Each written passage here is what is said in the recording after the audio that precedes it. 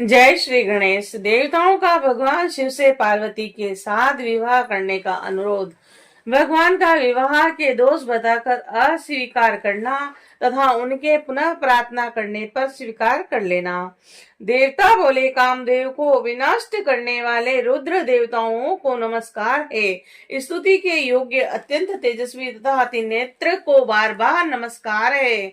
और शिविष्ट भीष्म एवं भीमाक्ष को बार बार नमस्कार है। महादेव प्रभु तथा स्वर्गपति को नमस्कार है। आप सभी लोगों के नाथ और माता पिता हैं। आप ईश्वर शंभु इस शंकर तथा विशेष रूप से दयालु हैं। आप ही सब जगत को धारण करते हैं। अतः हे प्रभु, आप हम लोगों की रक्षा कीजिए। हे परमेश्वर, आपके अतिरिक्त और कौन दुख दूर करने में समर्थ है। ब्रह्मा जी बोले।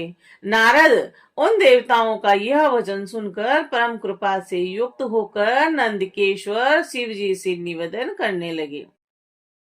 नंदिकेश्वर बोले, हे सुरवर्य सिद्ध मुनि, विष्णु आदि देवगण दैत्यों से पराजित एवं तिरस्कृत हो आपकी शरण में आए हैं और वे आपके दर्शन की इच्छा रखते हैं। इसीलिए हे सर्वेश्वर, आप शरणागत हुए इन देवताओं तथा मुनियों की रक्षा कीजिए, क्योंकि आप विशेष रूप से दीन बंधु और भक्त वत्सल कहे गए हैं।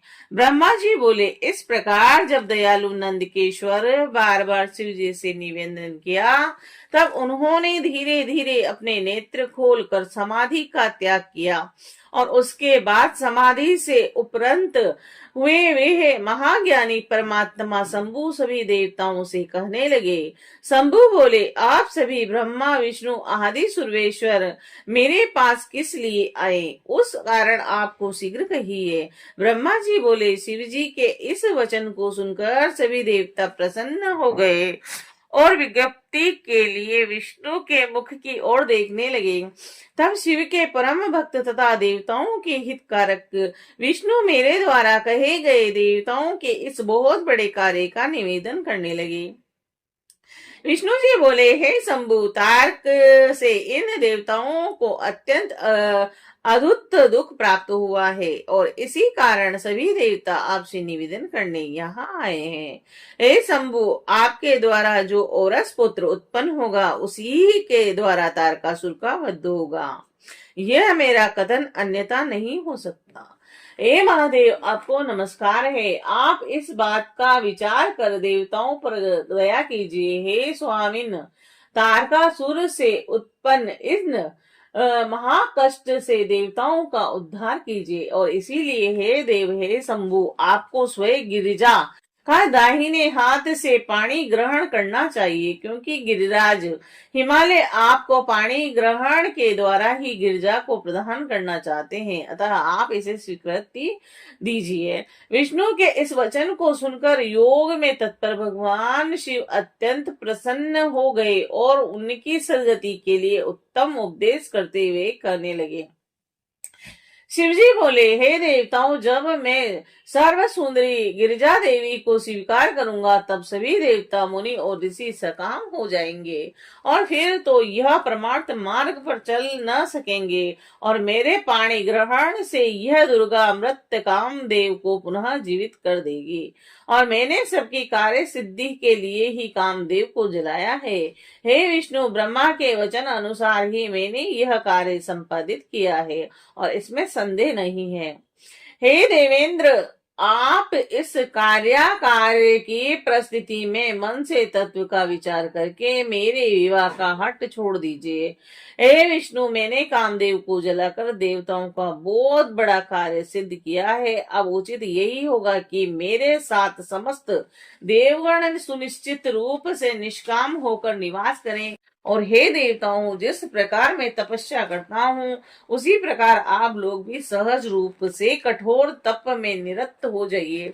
अब जो कामदेव नहीं रहा, इसीलिए हे देवताओं, आप लोग निर्विघ्न समाधि लगाकर आनंद युक्त निर्विकार भाव से निवास कीजिए। हे विदेह, हे विष्णु, हे महेंद्र, हे मुनिगण, हे देवगण, आप लोगों ने पूर्व समय में कामदेव के द्वारा किए गए सारे कार्यों को भुला दिया और उन सब पर विचार कीजिए। हे देवताओं, पहले इस महाधनुर्धर कामदेव ने हठ से सभी देवताओं का ध्यान नष्ट कर दिया था, और काम ही नरक का द्वार है। काम से क्रोध उत्पन्न होता है, क्रोध से मोह होता है, और मोह से तप विनष्ट हो जाता है। अतः आप सभी श्रेष्ठ देवताओं को काम एवं क्रोध का परित्याग कर देना चाहिए। आप सभी को मेरी यह बात स्वीकार करनी चाहिए, क्योंकि मेरी बात कभी असत्य नहीं सिद्ध होती।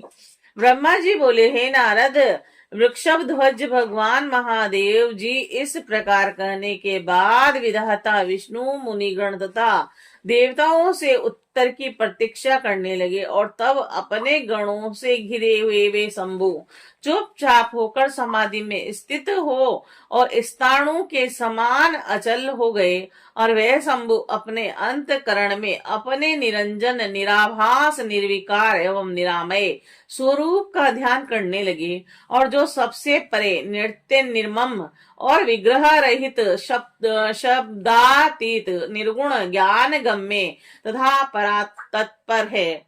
इस प्रकार अनेक जगत की सृष्टि करने वाले वह अपने परम रूप का चिंतन करते हुए ध्यान में स्थित हो परमानंद में निमग्न हो गए। और उस समय विष्णु, रुद्र आदि सभी देवता शंकर जी को ध्यान में स्थित देखकर विनम्र होकर नंदकेश्वर कहने लगे। देवता बोले, हे नंदकेश्वर, शिव जी विरक्त होकर ध्यान में मग्न है, और अब हम लोगों को क्या करना चाहिए? आप शंकर के सका, सर्वज्ञ एवं इनके पवित्र सेवक हैं। हे गणाधिपति शिव जी, किस उपाय से हम लोगों पर प्रसन्न होंगे, और उस उपाय को शीघ्र बताइए।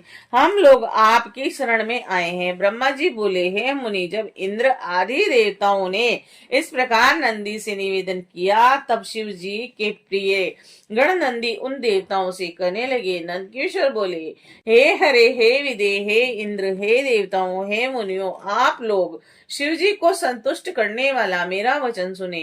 यदि आप लोगों का ऐसा ही हट है कि शिव जी स्त्री का पाणी ग्रहण करे, तो अत्यंत दीन भाव से आप सभी शिव जी की उत्तम स्तुति करें। हे देवताओं, हे महादेव, भक्ति द्वारा वश में हो जाते हैं, अन्य साधारण उपायों से वशीभूत नहीं होते। वे परमेश्वर उत्तम भक्ति से अकार्य भी कर सकते हैं। वे ब्रह्मा, विष्णु आदि देवताओं, आप लोग ऐसा ही कीजिए, अन्यथा जहां से आए हैं वहीं शीघ्र ही चले जाइए, विलंब न कीजिए। ब्रह्मा जी बोले, हे मुनि, उनकी यह बात सुनकर विष्णु आदि देवता उस बात को मानकर अत्यंत प्रेम से शंकर का स्तवन करने लगे, और हे देव देव, हे महादेव, हे करुणा सागर, हे प्रभु, महाकलेश से हम लोगों का उद्धार कीजिए और हम शरणागतों की रक्षा कीजिए।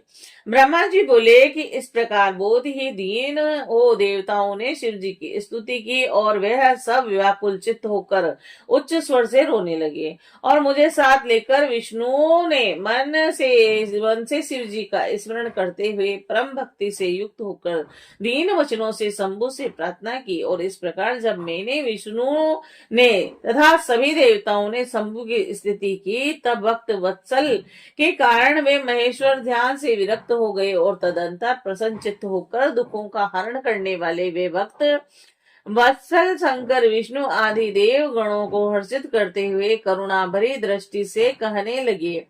शंकर बोले, हे हरे, हे वीरे, हे इंद्र आदि देवताओं, आप सब एक साथ किस लिए आए हैं? मेरे सामने सच सच बताइए। विष्णु बोले, हे महेश्वर, आप सर्वज्ञ, अंतर्यामी तथा अखिलेश्वर हैं। क्या आप हमारे मन की बात नहीं जानते? फिर भी मैं आपकी आज्ञा अनुसार निवेदन कर रहा हूँ। हे मूढ़, हम सब देवताओं को तारकासुर से महान दुख प्राप्त हो रहा है, और इसीलिए हम देवताओं ने आपको प्रसन्न किया। वे शिवा आपके लिए ही हिमालय की कन्या के रूप में उत्पन्न हुई है, क्योंकि आपके द्वारा पार्वती से उत्पन्न पुत्र के द्वारा ही तारकासुर की मृत्यु होने वाली है, यह बात अन्यथा नहीं है। ब्रह्मा जी ने उस तारकासुर को इस प्रकार का वरदान दे रखा है, यह अन्य किसी के द्वारा मारा नहीं जाएगा, और यही कारण है कि वह सबको पीड़ित कर रहा है। और इस समय देव ऋषि नारद के उपदेश अनुसार वे पार्वती तपस्या कर रही है, और उनके तेज से चराचर सहित समस्त त्रिलोक्य व्याप्त हो रहा है। और इसीलिए हे परमेश्वर, आप शिवा को वर देने हेतु जाइए, और हे स्वामी, ऐसा करके हम देवताओं का दुख दूर कीजिए तथा हम लोगों को सुखी कीजिए। हे शंकर, देवताओं के और मेरे मन में आपका विवाह देखने के लिए महान उत्साह है, अतः आप उसे उचित रूप से कीजिए। हे परातत्पर, आपने रति को जो वरदान दिया है उसका भी अवसर उपस्थित हो गया है, आप अपनी प्रतिज्ञा को सफल कीजिए। ब्रह्मा जी बोले। इस प्रकार कहकर उन्हें प्रणाम कर तथा अनेक प्रकार के स्तोत्रों द्वारा उनकी स्तुति करके विष्णु आदि देवता और महर्षि सब के सब उनके सामने खड़े हो गए। और तब वेद की मर्यादा की रक्षा करने वाले तथा भक्तों के अधीन रहने वाले शिव जी भी देवताओं के वचन को सुनकर हंस करके शीघ्र कहने लगे।